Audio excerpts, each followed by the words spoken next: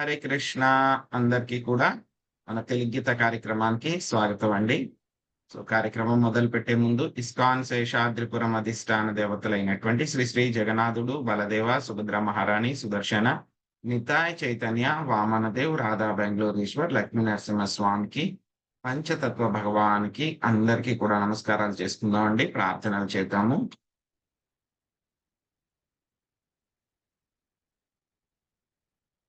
ఓం అజ్ఞానాతిమిరాంధస్య జ్ఞానాంజనశలాకయా చక్షురున్మిళితం యేన తస్మై శ్రీగురవే నమః. నమః ఓం విష్ణుపాదాయ కృష్ణప్రస్థాయ భూతలే శ్రీమతే భక్తివేదాంత స్వామినితి నామినే. నమస్తే సరస్వతే దేవి గౌరవాణి ప్రచారిణే నిర్విశేష శూన్యవాది పాశ్చాత్య దేశతారిణే. జయ శ్రీ కృష్ణ చైతన్య ప్రభు నిత్యానంద శ్రీ అద్వైత గదాధర శ్రీవాసాది గౌర భక్త వృంద. హరే కృష్ణ కృష్ణ కృష్ణ హరే హరే, హరే రామ రామ రామ హరే హరే.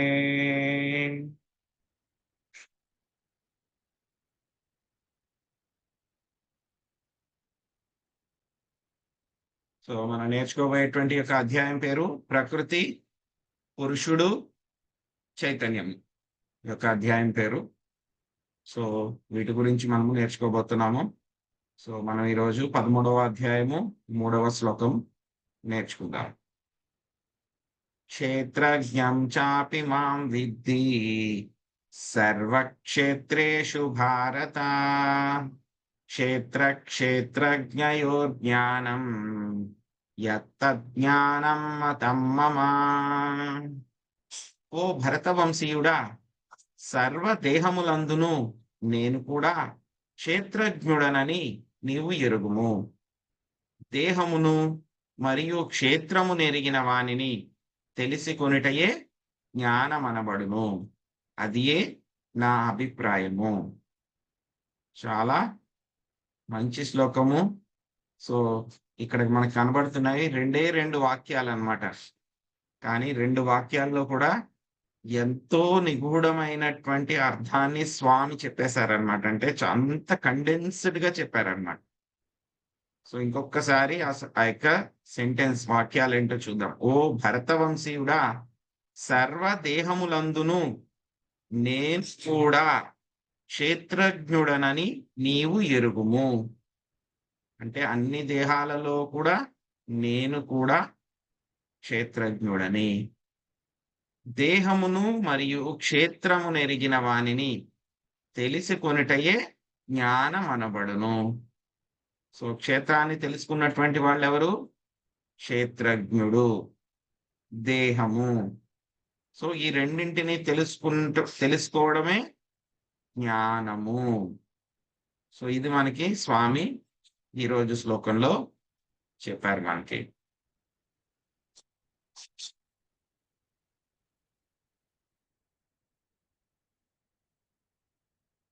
మనకి భగవద్గీతలో మొత్తం 18 అధ్యాయాలు ఉంటాయి. 18 అధ్యాయాల్లో ముందు 6 అధ్యాయాలు ఒక సెక్షన్, రెండవ 6 అధ్యాయాలు ఒక సెక్షన్, మూడవ 6 అధ్యాయాలు ఒక సెక్షన్. ముందున్నటువంటి 3 అధ్యాయాలు ఏంటవి? కర్మ సెక్షన్. కర్మ గురించి ఎక్కువగా ఎంఫసిస్ చేయడం జరిగింది అక్కడ. తర్వాత మధ్యలో ఉన్నటువంటి సెక్షన్ ఏమిటి? 7వ అధ్యాయం నుంచి 12వ అధ్యాయం వరకు కూడా భక్తి సెక్షన్ అన్నమాట. అల్టిమేట్ గా భక్తి ఏమిటి అని చెప్పేసి మనకి 12వ అధ్యాయంలో స్వామి చక్కగా మనకంతా వివరించారు. భక్తాష్టకం, భక్తులకి ఏ రకమైనటువంటి లక్షణాలు ఉంటే కనుక నాకు చాలా ఇష్టము అటువంటి భక్తులు అనేటువంటి విషయం స్వామి చెప్పారు మనకి. ఇది అయిపోయిన తర్వాత మళ్ళీ జ్ఞానం సెక్షన్ చెప్పేశారు. సో మరి భక్తి గురించి అల్టిమేట్ కదా! భక్తి చెప్పేశారు కదా మనకి. ఇంక భగవద్గీత అక్కడితో అయిపోవాలి గదా! ఎందుకు మళ్ళీ స్వామి కంటిన్యూ చేస్తున్నారు? చెప్పాల్సిన అవసరం ఏముందింకా? అంటే కనుక ఈ యొక్క జ్ఞాన సెక్షన్ కూడా చాలా ముఖ్యం అన్నమాట. ఎందుకంటే కనుక భక్తి ఎంత అయితే ముఖ్యమో, ఈ జ్ఞాన అనేటువంటిది ఏం చేస్తుందంటే గనక, ఈ భక్తి యొక్క ఫౌండేషన్ అన్నమాట. ఆ యొక్క మొదలు, పునాది చాలా బలంగా ఉండడానికి చేస్తుందన్నమాట. ఈ యొక్క భక్తిని. భక్తి అనేటువంటిది పైకి పెరిగే వృక్షం అనుకోండి. ఈ యొక్క జ్ఞానం అనేటువంటిది ఏంటంటే గనక మొదలనమాట. చెట్టుకి మొదలు ఎంత బలంగా ఉంటే కనుక, ఆ వృక్షం అంత బాగా పైకెదుగుతుంది. అందుకే ఈ యొక్క జ్ఞానం సెక్షన్ కూడా చాలా చాలా ముఖ్యం అన్నమాట. సో, ప్రభుపాద్ గారు ఎప్పుడు చెప్తారన్నమాట. హ్మ్. ఒకటి ఫిలాసఫీ, ఇంకొకటి రిలిజియన్ అన్నమాట. Philosophy without religion is mental speculation. Religion without philosophy ఏం చెప్తారు దాన్ని? సెంటిమెంట్ అంటారన్న. మళ్ళీ చెప్తున్నా. ఫిలాసఫీ అనేది ఒక్కటే ఉందనుకోండి. హ్మ్. ఫిలాసఫీ దాంట్లో ఏంటంటే గనక ధర్మం అనేటువంటిది లేదు. మనం చేయాల్సిందేమీ లేదు. అదేమవుతుందంట? మానసిక కల్పన అవుతుందంట. అదే ఓన్లీ ధర్మం చేయాల్సింది మాత్రమే ఉంది. ఏదో గుడికి వెళ్తున్నాము, అది చేస్తున్నాము, ఇది చేస్తున్నాము, అది చేయమంటున్నారు, 16 మాలలు చేయమంటున్నారు, అవి పాటించమంటున్నారు, ఇయి పాటించొద్దంటున్నారు, ఏవేవో అంటున్నారు. ఎందుకు చేయమంటున్నారు అని చెప్పి అర్థం తెలీదనుకోండి మనకి. ఏమవుతుందది? సెంటిమెంట్ అయిపోతుంది. సో, మనం చూస్తాం ఇప్పుడు కూడాను. బయటుండేటువంటి వాళ్ళందరూ. కొంతమంది ఏవేవో పాటిస్తారు. అవి ఇవి అని ఎవరో చెప్పారని జెప్పేసి, ఆ వ్రతాలు, ఏవో నోములు ఏవేవో జేస్తూ ఉంటారు వాళ్ళు. వాళ్ళిష్టం వచ్చినట్లు సృష్టించేసి చేసేస్తూ ఉంటారు. ఏంటి దానికి బేసిస్ ఎందుకు జేస్తున్నావయ్యా అంటే గనక వాళ్ళకి తెలీదు. సో, అవన్నీ ఏంటవి? సెంటిమెంట్ కిందొస్తాయన్నమాట. Philosophy without religion. సో, కాబట్టి ఈ యొక్క ఫిలాసఫీ అనేటువంటిది నేర్చుకోవడం భక్తితో పాటు చాలా చాలా ముఖ్యం అన్నమాట. సో, అందుకే ఈ యొక్క సెక్షన్ అన్నమాట. 13-18వ అధ్యాయం వరకు సెక్షన్ గూడా. స్వామి 18వ అధ్యాయంలో ఇంచుమించు చివరి దాకా ఆల్‌మోస్ట్ 70% వరకు కూడా ఫిలాసఫీ గురించే చెప్తారు. మళ్ళీ లాస్ట్‌లో కన్క్లూడ్ చేస్తారన్నమాట. సో, 13వ అధ్యాయము మనకి అర్జునుడు 6 రకాలైనటువంటి ప్రశ్నలు వేస్తారు మనకి. సో, ఎవరికైనా గుర్తున్నాయండి 6 ప్రశ్నలేమిటి? ఎస్ ప్రభుజీ. ప్రకృతి, ప్రకృతి, పురుషుడు, పురుషుడు, క్షేత్రము, ప్రకృతి, క్షేత్రజ్ఞుడు, పురుషుడు, జ్ఞానము, జ్ఞేయము. క్షేత్రము, క్షేత్రజ్ఞుడు, జ్ఞానము, జ్ఞేయం. సో, మొత్తం 6 రకాలైనటువంటి ప్రశ్నలన్నమాట. సో, వీటి గురించి తెలుసుకుంటే గనక మొత్తము జ్ఞానం అంతా కూడా మనకొచ్చేస్తుందన్నమాట. సో, నిన్నటి శ్లోకంలో మనకి స్వామి ఏం చెప్పారు మనకి? ఈ యొక్క శరీరం అనేటువంటిది క్షేత్రము. శరీరం అంటే గనక మానవ శరీరమే కాదు. మొత్తం అన్ని జీవుల అందరి శరీరాలు కూడా క్షేత్రము. ఆ తర్వాత క్షేత్రజ్ఞుడు. ఎవరైతే గనక జీవుడు ఆత్మ ఎవరైతే ఉన్నాడో వాడు క్షేత్రజ్ఞుడు అని చెప్పేసి మనకి నిన్నటి శ్లోకంలో చెప్పారు స్వామి. సో, ఈరోజు శ్లోకంలో ఏం చెప్తున్నారు? అర్జునా, నువ్వు తెలుసుకో. జీవులందరి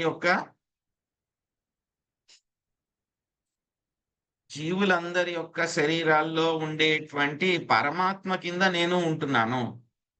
జీవులందరి శరీరాల్లో పరమాత్మ కింద నేను ఉంటున్నాను. నేను కూడా అందరి శరీరాల గురించి నాకు కూడా తెలుసు. సో, నేను కూడా క్షేత్రజ్ఞుడిని. సో, క్షేత్రజ్ఞుడు అంటే గనక 2 రకాల క్షేత్రజ్ఞులున్నారు. ఒకళ్ళెవరు అనంటే కనుక సుప్రీం క్షేత్రజ్ఞ, ప్రధాన క్షేత్రజ్ఞ అన్నమాట. అందరి శరీరాల్ని కూడా తెలుసుకున్నటువంటి వ్యక్తి. సో, అందరి శరీరాలకి తెలుసు ఆయనకి. ఎందుకంటే ఆయన అందరి హృదయాల్లో కూడా పరమాత్మ కింద ఉన్నారన్నమాట. ఆ తర్వాత రెండవ క్షేత్రజ్ఞ జీవుడన్నమాట. మరిద్దరికీ తేడా ఏమిటి? ఇద్దరూ క్షేత్రజ్ఞులే కదా! చాలా తేడా ఉంది. ఏమిటి? ఒకటి మొట్టమొదటిగా యొక్క క్షేత్రజ్ఞుడు, ప్రధాన క్షేత్రజ్ఞుడికేమిటి? అందరి శరీరాల గురించి తెలుసు. మనకి మాత్రం జీవుడికి మాత్రం ఏం తెలుస్తుంది? మన శరీరం గురించే మనకు తెలుసు.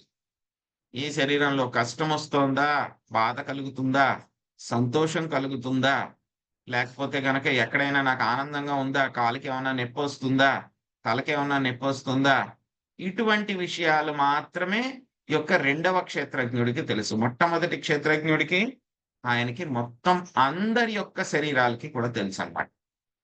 ఎలా అంటే కనుక దానికి ఒక రైతు ఉన్నాడు అనుకోండి, రైతుకు 1 ఎకరం పొలం ఉంది.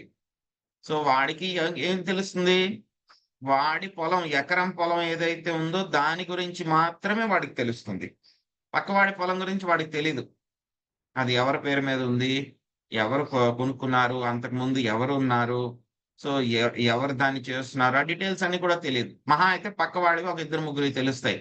పక్క ఊళ్ళో వాళ్ళ పొలాల గురించి అతనికి తెలుస్తాయా? తెలియవు. పక్క రాష్ట్రంలో వాడివి అస్సలు తెలియదు.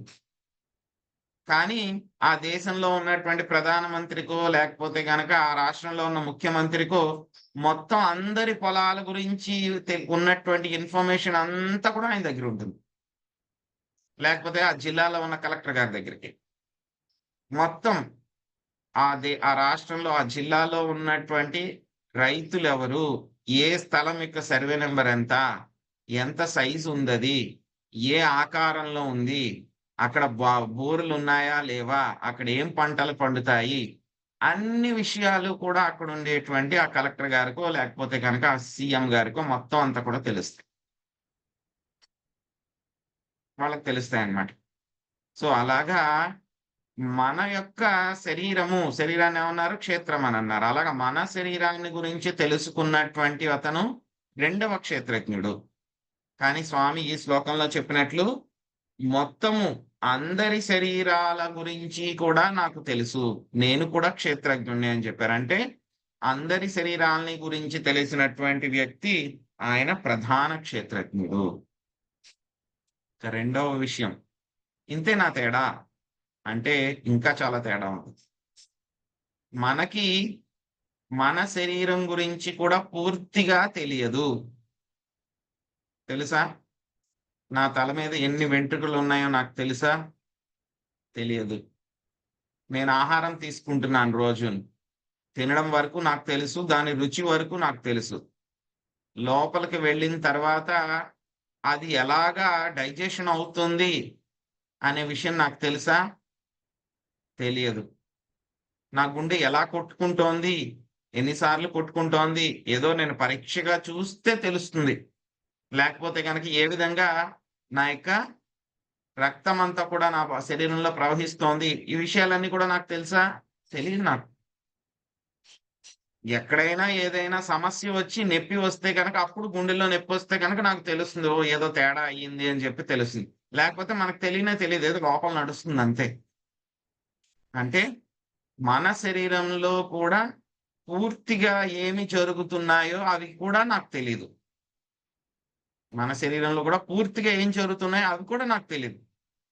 కానీ పరమాత్మ కింద ఉన్నటువంటి ఆయనకి మొత్తం మన శరీరంలో కూడా ఎక్కడ ఏమేమి జరుగుతున్నాయి, ఆహారం కూడా మనం తీసుకున్న ఆహారం ఎలాగ డైజెషన్ అవుతుంది, ఈ శరీరంలో ఎక్కడెక్కడ ఏం మెకానిజం ఉంది, ఏది పని చేస్తుంది, ఏది పని చేయట్లేదు, అటువంటి కంప్లీట్ ఇన్ఫర్మేషన్ అంతా కూడా ఆయనకు తెలుసు. మనకేం తెలుస్తుంది? శరీరంలో వచ్చేటువంటి సుఖం ఎంత, కష్టం ఎంత అంత మాత్రమే తెలుస్తుంది. ఆయనకైతే గనక అందరి శరీరాల్లో కూడా వచ్చేటువంటి సుఖం ఏమిటి, కష్టం ఏమిటి, ఏం బాధపడుతున్నారు, అటువంటి విషయాలన్నీ కూడా ఆయనకు తెలుసు అన్నమాట. చూడండి, ఒక్కొక్కసారి మనం పక్క వాళ్ళ యొక్క మన శరీరంలో ఉండేటువంటి కష్టాలు, బాధలకి మనకి చాలా ఇబ్బంది పడిపోతాం, మనం డల్ అయిపోతాం మనం ఒక్కొక్కసారి కష్టాలొస్తే గనక. అలాంటిది పక్క వాళ్ళకో, పక్కింటి వాళ్ళకో వచ్చినయి కూడా మనం తెలుసుకొని మనలాగే మనం ఫీల్ అయ్యాం అనుకోండి, ఇంకా చాలా బాధపడిపోతాం. అలాంటిది మీ ఊర్లో ఉన్నటువంటి వాళ్ళ కష్టాలన్నీ కూడా మీకు తెలుసనుకోండి, మీరెలా అయిపోతారు? పిచ్చెక్కిపోతారు. కానీ మరి పరమాత్మ కింద ఆయనకి అందరి శరీరాల్లో ఉండేటువంటి కష్టాలేమిటి, సంతోషాలేమిటి అని చెప్పి అంతా కూడా ఆయనకి తెలుసు. అయినా సరే ఆయన ఎలా ఉంటారు? ఉపదృష్టానుమంతాచ హనుమంతాచ. వాటి వేటి వల్ల కూడా ఆయన ప్రభావితుడు కాడు. ఎలా ఉంటాడు ఆయన పరమాత్మ కింద? అన్నిటినీ కూడా ఉపద్రష్టానుమంతాచ ఉపద్రష్టానుమంతాచ. సో ఆయన ఏంటంటే కూడా అన్నిటికీ కూడా ఆయన విట్నెస్ కింద ఉంటాడు, సాక్షిభూతుడి కింద ఉంటాడు. ఆయన ఏం చేస్తూ ఉంటాడు, జీవులు ఏవైతే కావాలనుకుంటున్నారో దాన్ని ఆయన శాంక్షన్ చేస్తూ ఉంటాడు. ఈ 2 రకాల పనులు ఆయన పరమాత్మ కింద చేస్తూ ఉంటారు అన్నమాట. ఇది క్షేత్రజ్ఞుడు, 2 రకాలైనటువంటి క్షేత్రజ్ఞులు. యొక్క జీవుడు అయితే కనుక ఏం చేస్తూ ఉంటాడు, జీవుడు పాలియబుల్ అన్నమాట. ఒక్కొక్కసారి మాయా ప్రభావం వల్ల జ్ఞానం అంతా కూడా కోల్పోతాడు. కానీ పరమాత్మ అయితే కనుక ఎప్పుడు కూడా ఆ యొక్క జ్ఞానాన్ని కోల్పోడు. ఎప్పుడు కూడా ఆయన మాయ యొక్క ఆధీనంలోకి రానే రాడు. ఎప్పుడు కూడా మాయకి ఆయన మాయాధీశుడు ఆయన. జీవుడైతే ఏంటంటే ఒక్కొక్కసారి సబార్డినేట్, మాయ యొక్క ఆధీనంలోకి ఆయన వెళ్ళిపోతాడు అన్నమాట. ఇప్పుడు చూస్తాం మనం, ఒక రైతు ఉన్నాడు అనుకోండి. సో వాడు వేసినటువంటి విత్తనాల బట్టి వాడికి రకరకాలైనటువంటి పంటలు వస్తాయి. ధాన్యం వేసాడు అనుకోండి, ఏమొస్తుంది వాడికి, వరి వరి వరి విత్తనాలు వేస్తే కనుక ఏమవుతుంది, వరి వేస్తుంది ధాన్యం వేస్తే కనుక. అదే గోధుమలు విత్తనాలు వేస్తే కనుక గోధుమలు వస్తాయి. చెరుకు పంట పెట్టడానికి ఆ పర్టికులర్ పెడితే కనుక అవి వస్తాయి. మామిడి విత్తనాలు పెడితే కనుక మామిడి చెట్లు వస్తాయి. అదే విధంగా నారింజ విత్తనాలు పెడితే నారింజ చెట్లు వస్తాయి. అన్నీ కూడా ఒకే రకమైన రుచి ఉంటాయా? ఉండవు. సో నారింజకాయలు అయితే కనుక పుల్లగా ఉంటాయి, మామిడి పళ్ళు అయితే తీయగా ఉంటాయి, ధాన్యం అయితే కనుక కమ్మగా ఉంటాయి. సో అలాగా మనం ఏవైతే కనుక విత్తనాలు వేస్తామో అవే పంటలు మనకి వస్తాయి. అదే విధంగా జీవుడు కూడా ఈ యొక్క శరీరాన్ని ఆశ్రయించి ఏ విధమైనటువంటి కర్మలు చేస్తూ ఉన్నాడో ఆ కర్మల ప్రకారమే ఆ యొక్క సుఖ దుఃఖాలు అనేటువంటివి వస్తూ ఉంటాయి. మనం చేసినటువంటి కర్మల వల్లనే ఆ యొక్క సుఖ దుఃఖాలు, ఏ కర్మలు చేశామో దాని ప్రకారం ఆ యొక్క సుఖ దుఃఖాలు వస్తూ ఉంటాయి అన్నమాట. సో అందుకే దీన్ని ఏమన్నారు, మన యొక్క శరీరాన్ని ఏమన్నారు, క్షేత్రము, ఫీల్డ్ అని చెప్పారనమాట. ఎందుకంటే కనుక జీవుడు తాను వేసినటువంటి ఆ యొక్క విత్తనాలను బట్టి అతనికి సంతోషము, అదే విధంగా దుఃఖం అనేటువంటివి కలుగుతూ ఉంటాయి అన్నమాట.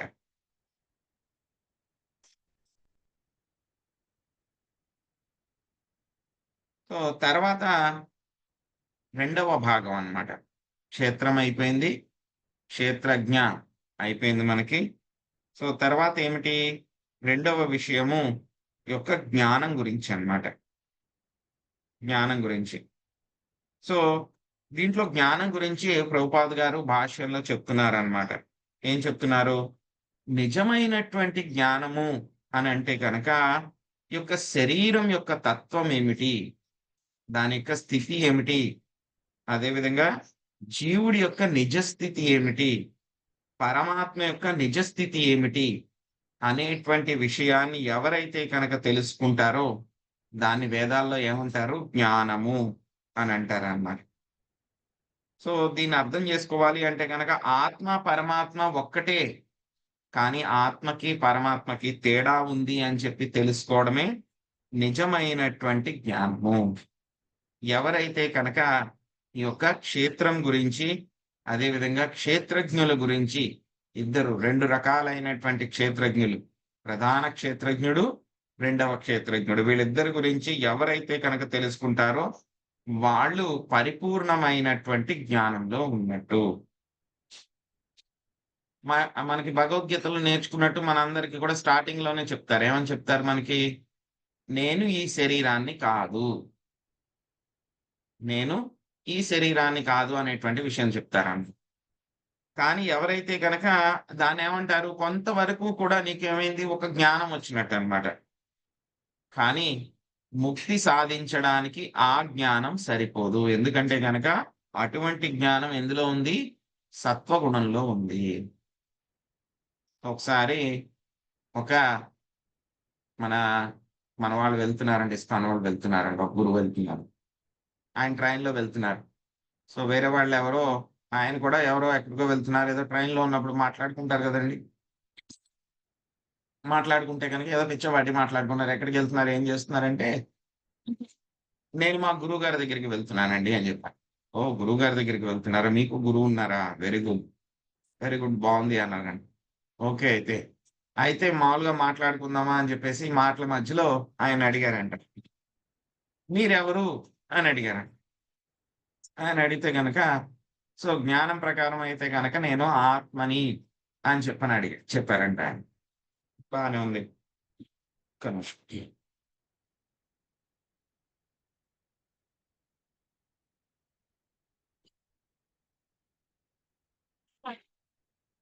నేను ఆత్మని అని చెప్పారంట. బాగానే ఉంది. సో మరి మీ భగవంతుడు ఎవరు అని అడిగారంట. అతని దగ్గర సమాధానం లేదు.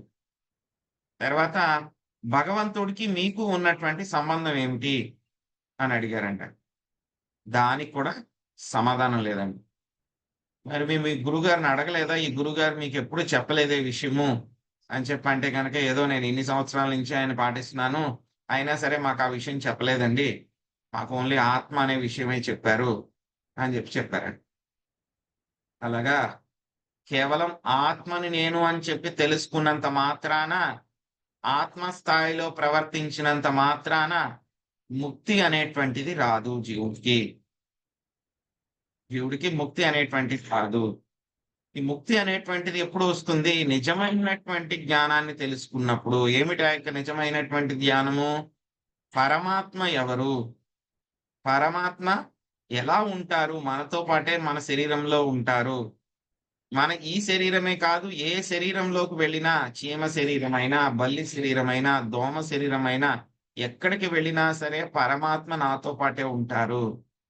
నా నిజమైనటువంటి స్నేహితుడు అతను, నా యొక్క నిజమైనటువంటి స్నేహితుడు అని చెప్పి, పరమాత్మకి నాకు ఉన్నటువంటి సంబంధం ఏమిటి, ఇటువంటి విషయాల్ని ఎవరైతే కనుక తెలుసుకుంటారో వాళ్ళు మాత్రమే ఈ యొక్క ముక్తి పొందడానికి అర్హులవుతారు.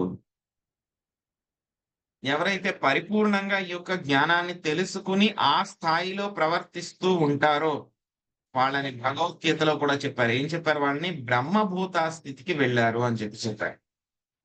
బ్రహ్మభూత ప్రసన్నాత్మ నశోచతి నకాంక్షతి సమ సర్వేషు భూతేషు మద్భక్తిం లభతే పరం.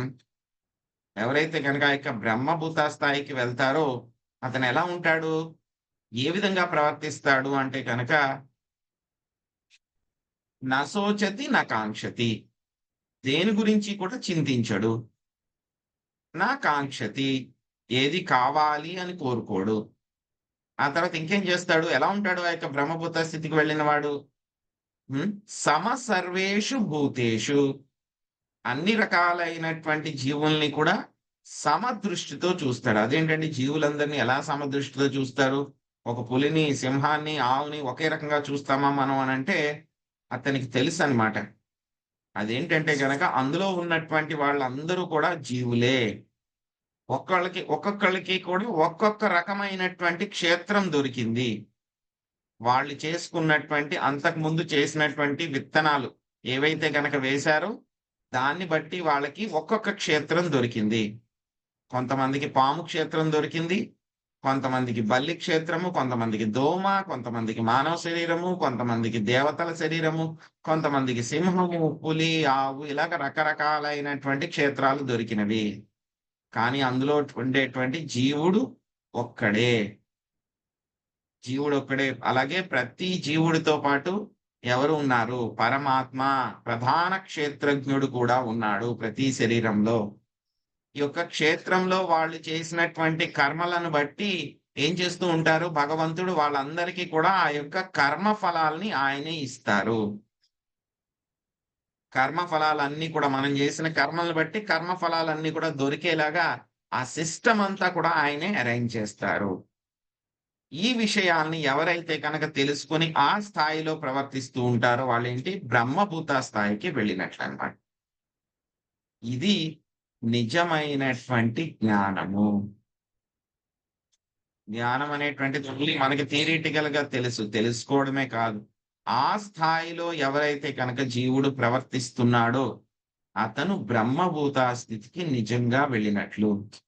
బ్రహ్మభూత స్థాయికి వెళ్ళడం అంటే కనుక ఇంకా చాలా భగవంతుడికి ఇంకా దగ్గర అయిపోయాడు అన్నట్టు అర్థం అన్నమాట. భగవంతుడి యొక్క సాన్నిధ్యం పొందడానికి అన్నమాట.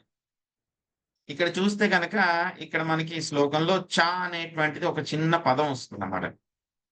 చ అంటే గనక మాయావాదులు అంటారు. ఏమంటారు? సో, అందరి హృదయాల్లో ఉండేటువంటి వాడిని కూడా నేనే అని చెప్తారన్నమాట. అంటే వాళ్ళ ఆత్మకి, పరమాత్మకి తేడానే చూపించరన్నమాట. సో, 2 ఒకటే. నేనే పరమాత్మని కూడా అని చెప్పి వాళ్ళు చెప్తూ ఉంటారన్నమాట. సో, మనం చూస్తాం. ఒకతను ఎవరో పేరు తీసుకోవద్దు. ఆయనైతే గనక నాలో ఉండే నేనే, నీలో ఉండే నీకు, అందరిలో ఉండే అందరికీ నేనే చెప్తాను నేను, అంతా నేనే అని చెప్పేసి మనం చాలా వీడియోస్ చూసాం వాట్సాప్‌లో వాటిల్లో అంతా కూడా.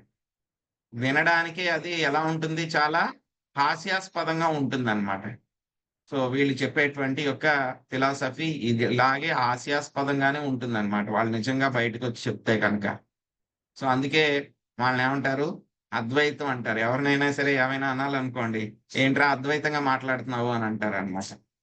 సో, కానీ ప్రభుపాద్ గారేంటంటే గనక మనకి చాలా క్లారిటీగా చెప్పారు. ఇక్కడ అనేటువంటి పదం యొక్క అర్థం ఏమిటి అంటే కనుక అన్ని శరీరాల్లో కూడా ఉండేటువంటి వాళ్ళు. అన్ని శరీరాల్లో ఉండేటువంటి వాళ్ళ యొక్క జరిగేటువంటి విషయాలు ఏమైతే ఉన్నాయో అవన్నీ కూడా నాకు తెలుసు అని చెప్పేసి శ్రీల ప్రభుపాద్ గారు మనకి క్లియర్‌గా చెప్పారన్నమాట. ఆ యొక్క జ్ఞానాన్ని మనకిచ్చారన్నమాట. బలదేవ విద్యాభూషణ్ గారు కూడా అదే విధంగా చెప్తున్నారన్నమాట. ఏం చెప్తున్నారాయన? ఈ యొక్క పరమాత్మ ప్రతి ఒక్కరి హృదయాల్లో కూడా ఆయన ఉంటారు. ఆయన ఆ యొక్క జీవుడితో భిన్నంగా ఉన్నారు ఆయన. ఇంకా ఏమిటి? ఈ యొక్క పరమాత్మ ఇద్దరిని ఆయన కంట్రోల్ చేస్తూ ఉంటారు. ఎవరిని? ఆ యొక్క జీవుడు ఎవరైతే గనక ఆ శరీరంలో ఉన్నాడో ఆ జీవుడిని, అదే విధంగా క్షేత్ర ఆ యొక్క ఫీల్డ్ ఆఫ్ యాక్టివిటీస్ ఏవైతే గనక క్షేత్రంలో జరిగేటువంటివి రెండింటిని కూడా ఆయన నియంత్రిస్తూ ఉంటాడు. సో, ఎవరికైనా సరే మనం అందరూ బై డిఫాల్ట్ మనం ఎంజాయర్స్ అన్నమాట. Finite enjoyers. సో, మనందరికీ కూడా యొక్క శరీరాన్ని ఇవ్వబడిందన్నమాట. మనకెవరైనా సరే నేర్పాలా? ఈ శరీరాన్ని ఎలా ఎంజాయ్ చేయాలి అని చెప్పి ఎవరైనా నేర్పాలా? ఎలా అయితే గనక చేప పిల్లకి ఈత వచ్చినట్టు చిన్నప్పటి నుంచి కూడా మనకు తెలుసు. పుట్టిన చిన్న పిల్లవాడి దగ్గర నుంచి ముసలి వాళ్ళ వరకు కూడా ప్రతి ఒక్కళ్ళకి కూడా ఈ యొక్క శరీరాన్ని ఉపయోగించుకొని నేను ఎలాగ ఎంజాయ్ చేయాలి, ఆనందించాలి అనేటువంటి విషయం అందరికీ కూడా తెలుసు. కానీ ఇక్కడ ఒక చిన్న లింకు. Conditions apply. ఏది కూడా బ్లాంక్ చెక్ ఎప్పుడు ఇచ్చేదన్నమాట ప్రకృతి మనకి. ఏం చేస్తుంది మనకి? ఎలా ఎంజాయ్ చేస్తున్నాం మనము? మనకున్నటువంటి ఇంద్రియాల ద్వారా మనము ఎంజాయ్ చేస్తాం. కానీ ఈ ఇంద్రియాలు ఇంద్రియార్థాల యొక్క సంపర్కంలోకి వస్తే అది మనకి ఎంజాయ్‌మెంట్ అన్నమాట. కానీ ఇంద్రియాలకి అధిపతి ఎవరు? హృషికేశ. హృషికేన సేవనం. మనకిచ్చినటువంటి ఇంద్రియాలన్నీ కూడా ఎవరి మాట వింటాయి? మనం చెప్పిన మాట వినవు. హృషికేశుడి యొక్క మాట వింటాయి. ఆయన కంట్రోల్‌లో ఉంటాయి. సో, వచ్చే శ్లోకాల్లో చూస్తాం మనం. సో, ఏం చూస్తాం మనము? ఏ విధంగా అయితే కనుక జీవుడు ఈ భౌతిక ప్రపంచంలోకి వచ్చాడు. ఈ భౌతిక ప్రపంచంలోకి వచ్చిన తర్వాత ఆ యొక్క శరీరము అనేటువంటి మాధ్యమముతోటి ఏ విధంగా ప్రకృతిని ఎంజాయ్ చెయ్యాలి అని చెప్పి ప్రయత్నిస్తున్నాడు. ఏ విధముగా ఆ విధంగా ప్రయత్నంలో జీవుడు యొక్క శరీరాల్లో చిక్కుకుపోయాడు అనేటువంటి విషయాలు మనం చూస్తాం అన్నమాట. ఇక హృషికేశుడు యొక్క మన యొక్క ఇంద్రియాలకన్నింటికి కూడా ఆయనే అధిపతి. ఆ హృషికేశుడి యొక్క నియంత్రణలోనే ఈ యొక్క ఇంద్రియాలన్నీ పనిచేస్తాయి. ఆ ఇంద్రియాల ద్వారా మనం ఆనందించాలి అన్నా సరే ఆ యొక్క పరమాత్మ యొక్క సపోర్ట్ లేకపోతే పర్మిషన్ ఉపదృష్టానుమంతాచ అనుమంతాచ లేకపోతే గనక మనం ఎంజాయ్ చేయలేము. మంచి ఆహారం తీసుకోవాలని అనుకుంటున్నాం మనం. ఏదో మీకు ఇష్టమైనటువంటి వంటకం బాగా చెప్పారు. చాలా రోజుల నుంచి చెప్తున్నారు మీ ఇంట్లో వాళ్ళకి. మీ అమ్మగారికో, మీ భార్యకో చెప్తున్నారు చెయ్యమ్మా, చెయ్యి పలానా చెయ్యి అని. చెయ్యక ఆవిడ చేసింది చాలా రోజుల తర్వాత. కానీ ఆ రోజు ఏమైంది మీకు? ఆకలి లేదు. అంతకు ముందు రోజు తిన్నది మీకు డైజెషన్ అవ్వలేదు. వాళ్ళు అంత మంచి పదార్థం వంటకం రెడీ చేసి మీ కళ్ళ ముందు పెట్టారు వాళ్ళు. కానీ మీరు తినగలుగుతారా? తినలేరు. ఏదో తినగలుగుతారు. ఏదో కొంచెం తీసుకుందాం అని అనుకుంటారు గానీ, పూర్తిగా మీరు ఎంజాయ్ చేయలేరు. ఎందుకంటే గనక లోపల డైజెషన్ అవ్వలే అంతకు ముందు తిన్నది. కడుపు నిండుగా ఉంది. తినగలుగుతారా? తినలేరు. సో, అదే విధంగా మీరేదో మంచి రూపాన్ని ఏదో చూడాలనుకున్నారు. ఏదో అందమైనటువంటి వస్తువునో, లేకపోతే సీనరీనో చూడాలి అని చెప్పని అనుకున్నారు మీరు. ఎక్కడికో మంచి ప్రదేశాలకు వెళ్ళాలనుకున్నారు. ఊటీనో, స్విట్జర్లాండో ఎక్కడోకి వెళ్లి సీనరీలు అవన్నీ కూడా చూడాలి అని అనుకున్నారు. కానీ ఏమైంది? మీకు అక్కడికి వెళ్ళిన తర్వాత కళ్ళలో ఏదో ప్రాబ్లమ్ వచ్చింది మీకు. వచ్చి కళ్ళు మంట పుడుతున్నాయనుకోండి. మీరు ఎంజాయ్ చేయగలరా? ఎంజాయ్ చేయలేరు.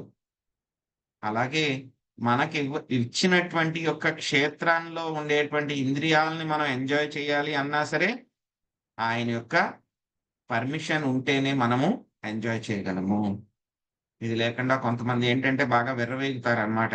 సో, మేమే ఎంజాయర్స్, నేనే అల్టిమేట్ అని చెప్పి ఇష్టం వచ్చినట్లు అలా చేస్తారనమాట. ఏమీ చేయక్కర్లేదు స్వామి. ఎక్కువ ఎంజాయ్‌మెంట్ ఇంకేమి ఎక్కువేం చేయక్కర్లే.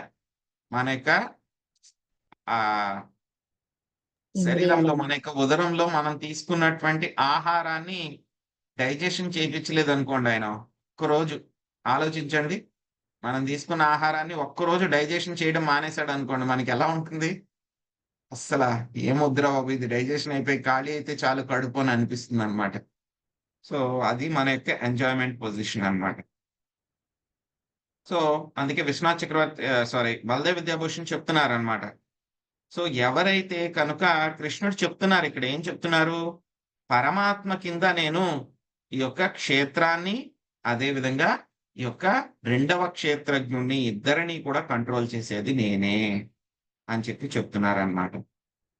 సో, జీవుడైతే కనుక జీవుడు కూడా ఏమిటి? ఆయన కూడా క్షేత్రజ్ఞుడే కదా! అతను ఏ స్థాయిలో ఉన్నా 2 రకాల స్థాయిలు.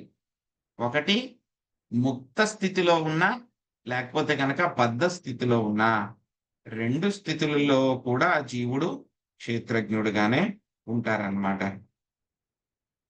సో, ఏమవుతుంది? ఎవరైతే కనుక మన యొక్క గురువులు ఎవరైతే ఉన్నారో వాళ్ళందరినీ కూడా మనం పూజించాలి.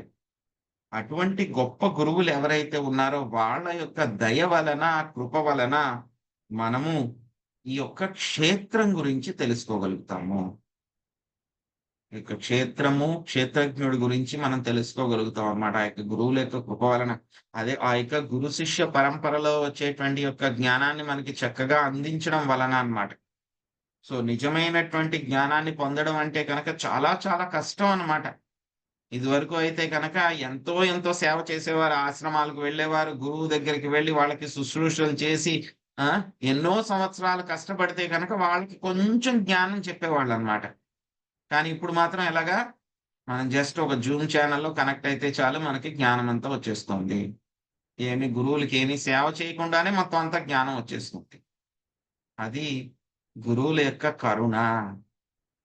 సో, అటువంటి జ్ఞానాన్ని పొందినప్పుడు మనం ఏం చేయాలి? ఆ గురువులకి ఎంతో రుణపడి ఉండాలి గురువులకి. గురువులు చెప్పిన పద్ధతిని పాటించాలి. గురువులకి సేవ చేయాలి. మనం ఎంత జ్ఞానం తెలుసుకున్నా, సో, నేనిక్కడ ఈ జూమ్ క్లాస్ అటెండ్ అయిపోతా, అక్కడ వేరే జూమ్ క్లాస్ అటెండ్ అయిపోతా, అక్కడ వేరేది అటెండ్ అయిపోతా, మొత్తం అంతా కూడా తెలిసేసుకుంటా. ఇది కాదు. ఎంత తెలుసుకున్నాము అనేటువంటి దానికంటే కూడా మనము ఎంత బాగా వాటిల్ని పాటిస్తున్నాము, గురువులకి అదే విధంగా కృష్ణుడికి ఎంతగా మనము సరెండర్ అవుతున్నాము, వాళ్ళకి ఆశ్రయం తీసుకుంటున్నాము, వాళ్ళకి సేవకుల కింద అవుతున్నాము. మన యొక్క మూడ్ ఏ విధంగా గురువులకి సేవ చేయడానికి, శుశ్రూష చేయడానికి శ్లోకంలో చెప్తారు మనకి భగవద్గీతలో. తద్విద్ధి ప్రణిపాతేన పరిప్రశ్నేన సేవయ ఉపదేక్షంతి తే జ్ఞానం జ్ఞానినాస్తత్వదర్శినః. సో, మనం ఏం చేయాలి? గురువులకి ముందు సేవ చేయాలి ప్రశ్న అడగడానికి ముందు. ఆ ప్రశ్న అడిగేటప్పుడు కూడా ఎలా ఉండాలి? నాకేదో జ్ఞానం తెలుసు. నాకు తెలుసుకున్న విషయం కరెక్టా కాదా అని చెప్పి కన్ఫర్మేషన్ చేసుకోవడానికి గురువుని ప్రశ్నలు అడగకూడదు. నిజంగా తెలియకపోతే కనుక సో, లేకపోతే కనుక ఏదైనా ఒక విషయం చెప్పినప్పుడు అర్థం అవ్వకపోతే కనుక మనము గురువుల్ని ప్రశ్న వేయాలి. అంతేగాని లేకపోతే గనక గురువు గారి కన్నా నాకు ఇంకా చాలా ఎక్కువ తెలుసు. సో ఆయన ఒక పాయింట్ మర్చిపోయారు. నేను ఆ పాయింట్ చెప్తాను. ఆ! సో ఆయన కంటే కూడా నాకు ఈ విషయం తెలుసు. ఇది కరెక్టే కదండీ! అని చెప్పి కన్ఫర్మేషన్ చేసుకోవడానికో, నాకేదో జ్ఞానం ఉందని చెప్పి చెప్పుకోవడానికో మనము గురువుల ముందు మాట్లాడకూడదు. ప్రభుపాద్ గారైతే కనుక ఆయన గురువు భక్తి సిద్ధాంత సరస్వతి ఠాకూర్ ముందు ఆయన అసలు మాట్లాడేవారే కాదంట. ఆయన ఎంతసేపు లెక్చర్ ఇస్తున్నా సరే గంటైతే సేపు, గంటన్నర అయితే గంటన్నర, 2 గంటలైతే 2 గంటలు శ్రద్ధగా వినేవారంట. ఒక్క ప్రశ్న కూడా అడిగేవారు కాదంట. కానీ గురువుకి తెలుస్తుంది శిష్యుడు నిజంగా వింటున్నాడా? లేకపోతే ఇతనికి అర్థం అవుతుందా లేదా అని చెప్పి. భక్తి సిద్ధాంత సరస్వతి గారికి అర్థమయ్యేదన్నమాట. సో, ప్రభుపాద్ గారు చాలా శ్రద్ధగా వింటున్నాడు ఇతను. మొత్తం చెప్పినయంతా అర్థం చేసుకుంటున్నాడు అని చెప్పి భక్తి సిద్ధాంత సరస్వతి ఠాకూర్‌లకి అర్థమైందన్నమాట. చైతన్య మహాప్రభువు దగ్గరికి వెళ్ళినప్పుడు సనాతన గోస్వామి ఏం చేశారాయన? తన నోట్లో ఒక గడ్డి పరక పెట్టుకుంటారన్నమాట. ఎవరు పెట్టుకుంటారు నోట్లో గడ్డి పరక పెట్టుకొని నములుతూ ఉంటారు? ఏమి బుద్ధి లేని వాళ్ళు మాత్రం ఆ పని చేస్తూ ఉంటారన్నమాట. మరాయన ఎందుకు పెట్టుకున్నారు? గడ్డి పరక నోట్లో పెట్టుకున్నారు అంటే చైతన్య మహాప్రభు ముందు సనాతన గోస్వామి అంటే అప్పటికే ఆయనకి చాలా జ్ఞానం ఉందన్నమాట. అయినా సరే చైతన్య మహాప్రభు ముందు ఎలా ఉంటారు? గడ్డి పరక పెట్టుకొని నాకేమీ తెలీదు. నేను అజ్ఞానిని. నాకు జ్ఞానాన్ని ఇవ్వండి అన్నట్టు ఉంటారన్నమాట గురువు ముందు.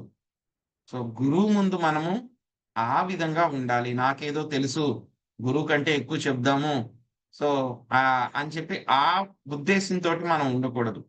చెప్పింది వినాలి. విన్న తర్వాత అర్థం అవ్వలేదా? అర్థం అవ్వని విషయాన్ని మనము చక్కగా నాకిది అర్థం అవ్వలేదండి. దీని గురించి ఇంకొకసారి చెప్పండి అని అడగడంలో తప్పులేదు గానీ, గురువు ముందు మన యొక్క జ్ఞానాన్ని, ప్రావీణ్యాన్ని ప్రదర్శించడానికి ప్రయత్నించకూడదు. సో, అలా అయితే గనక ఏమవుతుంది? మనకింకా ఫర్దర్ జ్ఞానం ఫ్లో అనేది ఆగిపోతుంది అక్కడితోటి. ఇంకా పెరగదు ఇంక మన జ్ఞానం. ఎప్పుడు అలాగ మనం చేస్తూ ఉన్నామో. సో, ఎవరైతే గనక ఇటువంటి గొప్ప గురువులున్నారో వాళ్ళ యొక్క కృప వలన మనకి ఈ యొక్క క్షేత్రం గురించి తెలుస్తుంది. ఈ యొక్క క్షేత్రం అనేటువంటిది ఏంటంటే గనక ఒక చెట్టు లాంటిదనమాట. మన యొక్క భౌతిక అస్తిత్వాన్ని ఉంచేటువంటి చెట్టనమాట. ఈ యొక్క భౌతిక అస్తిత్వాన్ని మన యొక్క శరీరమే మన యొక్క భౌతిక అస్తిత్వము. దాన్నేం చేస్తున్నాము? ఆ యొక్క శరీరం ద్వారా మనం ఏ ఏ కర్మలవి కూడా చేస్తున్నామో, ఆ కర్మల ద్వారా ఏమవుతుంది మనకి రకరకాల ఫలితాల్ని అనుభవించాలి కాబట్టి, రకరకాలైనటువంటి శరీరాలు మనకొస్తున్నాయి. సో, ఈ విషయాన్ని ఈ యొక్క శరీరాలన్నీ కూడా ఎవరు ఇస్తున్నారు? ఈ యొక్క ప్రకృతి మాయ ఇస్తోంది. రకరకాలైనటువంటి రూపాల్లో ఉన్నారు అని చెప్పి ఎవరైతే కనుక తెలుసుకుంటారో, వాళ్ళే నిజమైనటువంటి జ్ఞానాన్ని తెలుసుకున్నటువంటి వాళ్ళన్నమాట. సో, బలదేవ్ విద్యాభూషణ్ గారు ఇంకా చెప్తారన్నమాట. ఏమనుకుంటారంట జీవులు, తెలివి తక్కువ వాళ్ళేమనుకుంటారంట, నువ్వెవరు అని అడిగితే గనక, నేను పలానా దేవతని, లేకపోతే గనక నేను మనిషిని, లేకపోతే గనక నేను పలానా దేశానికి సంబంధించిన వాడిని, లేకపోతే గనక మా కులం ఇది, మా వంశం ఇది. సో, పలానా పలానా దాంట్లో నేను పుట్టాను, నేను లావుగా ఉన్నాను, సన్నగా ఉన్నాను, తెల్లగా ఉన్నాను. సో, ఇవన్నీ కూడా వాళ్ళు చెప్తూ ఉంటారన్నమాట. కానీ ఎవరైతే కనుక అన్ని రకాలైనటువంటి స్థితుల్లో మెలకువగా ఉన్నప్పుడు, నిద్రిస్తూ ఉన్నప్పుడు, ఎప్పుడైనా సరే నేను వేరు, ఈ యొక్క శరీరం వేరు. నేను వేరు, ఈ యొక్క శరీరం అయినటువంటిది వేరు. సో, ఈ యొక్క శరీరంలో నేను రకరకాలైనటువంటి కష్టాలు అనుభవించడానికి, సుఖాలు అనుభవించడానికి మాత్రమే ఈ యొక్క శరీరం నాకు ఇవ్వబడింది. ఈ యొక్క శరీరము అనేటువంటిది ఏమిటి? నా యొక్క ఎంజాయ్‌మెంట్ కోసము, కష్టాలు అనుభవించడానికి. మూడవదేంటి? ఈ యొక్క శరీరం అనేటువంటిది కూడా నాకు ముక్తి పొందడానికి ఒక సాధనము. శరీరం అనేటువంటిది కూడా ముక్తి పొందడానికి ఒక సాధనము అనేటువంటిది ఎవరైతే కనుక తెలుసుకుంటారో, నేను క్షేత్రజ్ఞుడినే, కానీ పూర్తి క్షేత్రజ్ఞుడిని కాదు. ఇక శరీరం అనేటువంటిది ఒక సాధనము నాకు. దీన్ని భగవంతుడి యొక్క సేవలో కనుక ఉపయోగిస్తే కనుక నాకు ముక్తి దొరుకుతుంది అనేటువంటి విషయాన్ని ఎవరైతే కనుక తెలుసుకుంటారో, ఈ యొక్క క్షేత్రం గురించి, 2 రకాల క్షేత్రజ్ఞుల గురించి ఎవరైతే కనుక తెలుసుకుంటారో, వాళ్ళకే నిజమైనటువంటి జ్ఞానము ఉన్నట్టు. అదే మనకి స్వామి యొక్క 2వ వాక్యంలో చెప్తున్నారన్నమాట. క్షేత్రము, క్షేత్రజ్ఞులు యొక్క రెండు గురించి ఎవరైతే కనుక తెలుసుకుంటారో, సో అదే విధంగా ఈ యొక్క క్షేత్రజ్ఞుల్లో కూడా ఇద్దరు వేరేగా ఉన్నారు. భగవంతుడు వేరే ఉన్నారు, జీవుడు వేరే ఉన్నారు, ప్రకృతి కూడా వేరుగా ఉంది. ఈ మూడు విషయాలు కూడా కలిసిపోయినట్టు మనకు కనబడుతూ ఉంటాయి. కానీ ఈ మూడు కూడా వేరు వేరు అనేటువంటి విషయాన్ని ఎవరైతే గనక తెలుసుకుంటారో వాళ్ళు నిజమైనటువంటి జ్ఞానాన్ని పొందినటువంటి వాళ్ళనమాట. సో ఇదండి ఈరోజు మనం నేర్చుకున్నటువంటి ప్రధాన క్షేత్రజ్ఞుడి గురించి, జ్ఞానం గురించి మనం తెలుసుకున్నాము. సో ఎవరికైనా ఏమైనా ప్రశ్నలు ఉన్నాయండి?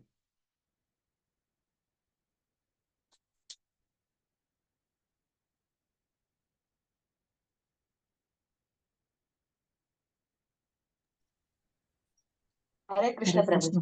హరే కృష్ణ. హరే కృష్ణ. ప్రభుజీ, క్షేత్రజ్ఞుల గురించి క్షేత్రజ్ఞుడు అంటే భగవానుడు జీవుడు ఇద్దరు ఒకటే కానీ వేరు వేరు అనుకోవాలా ప్రభుజీ? అంటే ఎవరు భగవంతుడు జీవుడు ఇద్దరు కూడా ఒక్కటే కానీ వేరు వేరు అనమాట. అచింత్య భేద తత్వం అన్నమాట మనకి. సో ఏమిటి, ఇద్దరు కూడా ఆ యొక్క క్వాలిటీ అన్నమాట, గుణంలో ఇద్దరు కూడా సేమ్ ఒకటే. కానీ ఏంటంటే కనుక ఆ యొక్క క్వాంటిటీ అన్నమాట, ఆ యొక్క క్వాంటిటీ అంటే కనుక ఎంత అనేటువంటి దాంట్లో ఇద్దరు చాలా తేడా అన్నమాట. ఒక చిన్న సముద్రపు నీళ్లు ఉన్నాయనుకోండి, సముద్రపు నీటిలో ఒక గ్లాసు నీళ్లు తీశారు మీరు పక్కకి. దాంట్లో తీస్తే కనుక ఆ నీటిలో ఉప్పు శాతం ఎంత ఉంటుందో సముద్రం నీళ్ళలో కూడా ఆ ఉప్పు శాతం అంతే ఉంటుంది. సో ఆ విధంగా చూస్తే కనుక కెమికల్ కంపోజిషన్ చూస్తే కనుక రెండు ఒకటే. కానీ సముద్రము ఆ గ్లాస్ నీళ్లు ఒకటే అవుతాయా? ఒకటే అవ్వవు. ఎందుకంటే క్వాంటిటీలో తేడా ఉంది. ఆ యొక్క గ్లాసులో ఉండే నీళ్లు సముద్రంలో అంటే అనంతమైనటువంటి నీళ్ళు అన్నమాట. అదేవిధంగా ఒక బంగారపు గని ఉందనుకోండి, ఆ బంగారపు గనిలో మీరు ఒక చిన్న ముక్క తీసుకొచ్చారు పక్కకి. కాబట్టి అది ముక్క తీసుకొచ్చారు, అది కూడా బంగారమే, బంగారపు గనిలో ఉండేది కూడా బంగారమే. ఆ ముక్కలో చిన్న ముక్కలో ఎంతైతే బంగారపు పర్సంటేజ్ ఉందో ఆ గనిలో కూడా అంతే పర్సంటేజ్ ఉంటుంది. రెండు సేమ్. అలాగని చెప్పి నాకు చిన్న ముక్క నా దగ్గర ఉంది కాబట్టి ఆ బంగారపు గని ఉన్నటువంటి వ్యక్తి ఎవరైనా ఓనర్ వేరే అతను ఉన్నాడు అనుకోండి, నేను అతనితో సమానము అంటే కనుక సమానం అవుతారా మీరు? అవరన్నమాట. అవరు. సో క్వాంటిటీలో డిఫరెన్స్ ఉంది, క్వాలిటీలో సేమ్ అన్నమాట. క్వాలిటీ ఏమిటి? మనం కూడా సచ్చిదానంద విగ్రహ. భగవంతుడు కూడా ఆయన సచ్చిదానంద విగ్రహుడు. మూడు రకాలైన ఫీచర్స్: సత్, చిత్, ఆనంద. సత్ అంటే కనుక ఎటర్నల్ శాశ్వతత్వము, చిత్ అంటే కనుక సంపూర్ణమైనటువంటి జ్ఞానము, ఆనంద అంటే కనుక సంపూర్ణమైనటువంటి ఆనందము, సంతోషం కలిగి ఉండడం అన్నమాట. కానీ ప్రస్తుతం మనము మాయ ప్రభావితం అయిపోయాం కాబట్టి మన సచ్చిదానంద ఫీచర్స్ పూర్తిగా మనం మర్చిపోయాము. ఎప్పుడైతే కనుక మనం బ్రహ్మభూత స్థితిని దాటి ముక్త స్థితికి వెళ్తామో అప్పుడు మనము మన యొక్క నిజమైనటువంటి సచ్చిదానంద ఫీచర్స్ ని బయట పెట్టుకోగలుగుతాం అన్నమాట.